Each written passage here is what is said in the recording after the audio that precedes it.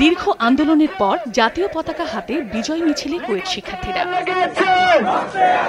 গত ফেব্রুয়ারিতে সহপাঠীদের ওপর হামলার প্রতিবাদে উত্তাল হয়ে ওঠে খুলনা প্রকৌশল ও প্রযুক্তি বিশ্ববিদ্যালয় কুয়েট। শিক্ষার্থীরা উপাচার্যের পদত্যাগ, রাজনীতি নিষিদ্ধ সহ ৬ দফা দাবি তুলে ধরেন। এক পর্যায়ে তারা ক্লাস পরীক্ষা বর্জন করে আন্দোলনে নামেন। ছাত্র রাজনীতি নিষিদ্ধ সহ বেশিরভাগ দাবি কর্তৃপক্ষ মেনে নিলেও আন্দোলন আরও শক্তিশালী হয়ে উপাচার্য পদত্যাগের এক দফায় রূপ নেয়, যার দাগ কাটে সারা দেশে। শিক্ষার্থীদের অনড় অবস্থানে এক ধরনের বাধ্য হয়ে উপাচার্য ও উপ উপাচার্যকে অব্যাহতির ঘোষণা সহ বেশিরভাগ দাবি মেনে নিয়েছে প্রশাসন। আর এমন সিদ্ধান্তে খুশি শিক্ষার্থীরা। ছাত্র সমাজের জয় হয়েছে, মানে অসাধারণ, এক কথায় মানে ভাষায় প্রকাশ করার মতো না। সম্পূর্ণ রাজনীতি ক্যাম্পাস চাই, যেখানে শিক্ষক, কর্মকর্তা এবং শিক্ষার্থী কোনো রাজনীতি যাতে না থাকে।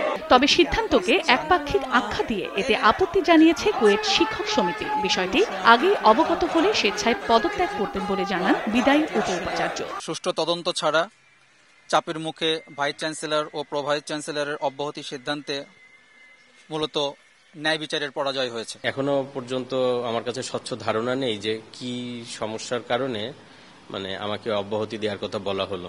আমাকে যদি আত্মপক্ষ সমর্থনের সুযোগ দেওয়া হতো বা আমাকে যদি আগে থেকেই বলা হতো, আমি হয়তো নিজেই পদত্যাগ করতাম। সরকার যদি মনে করে এটা অধিকতর তদন্ত করে প্রয়োজনীয় ব্যবস্থা নিতে পারে।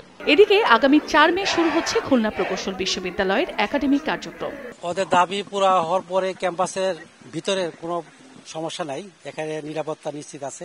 গতকাল বিকাল থেকে হল তো পুরোপুরি খোলা হয়ে গেছে, আর ক্লাস ৪ তারিখ থেকে হল সে ৪ তারিখ থেকে হবে। গত ১৮ ফেব্রুয়ারি ছাত্র রাজনীতি বন্ধের জেরে কুয়েট ছাত্রদল ও শিক্ষার্থীদের মাঝে সংঘর্ষের মধ্য দিয়ে আন্দোলনের সূত্রপাত।